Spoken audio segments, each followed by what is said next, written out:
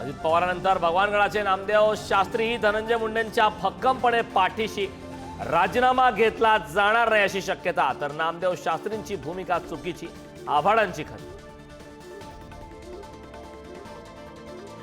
बीडचे police head constable Bhaskar केंद्रेंनी फेटाळले आरोप. टिप्पर सोडा एक टायर सापडला तरी राजीनामा देईन, केंद्रेंचं आमदार भास्कर जाधवांना आव्हान.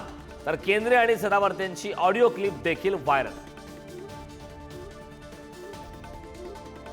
मुख्यमंत्री फडणवीसांनी ठरवलं मंत्र्यांचं वेळापत्रक. मंत्र्यांना आठवड्यातील 3 दिवस मुंबईत हजर राहणं बंधनकारक. सामान्यांच्या भेटीगाठी आणि सुनावण्या वेळेत पार पाडण्याचंही बंधन. शिंदेंच्या शिवसेनेचे पालघरचे पदाधिकारी अशोक धोंडींच्या घातपातीची शक्यता. दारूच्या तस्करीला विरोध केल्याने सख्या भावानेच काटा काढल्याचा पोलिसांचा संशय. गुजरातच्या खाणीमध्ये आढळली धोंडींची कार. राज्यात गुलेनबॅरी सिंड्रोमचा चौथा बळी. पुण्यात 2 रुग्णांचा मृत्यू, तर राज्यातील एकूण रुग्णसंख्या 140च्या वर. पुण्यात सर्वाधिक 130 रुग्ण.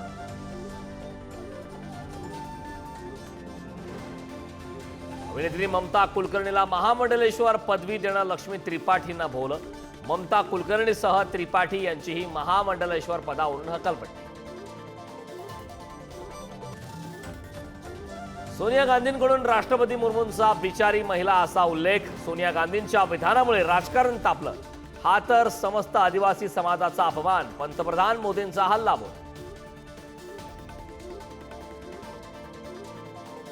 अर्थमंत्री निर्मला सीतारामन यांनी लोकसभेत सादर केला आर्थिक सर्वेक्षण अहवाल.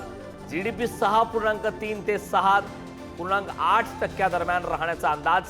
महागाई कमी होण्याची ग्वाही. उद्या संसदेत मांडणार अर्थसंकल्प.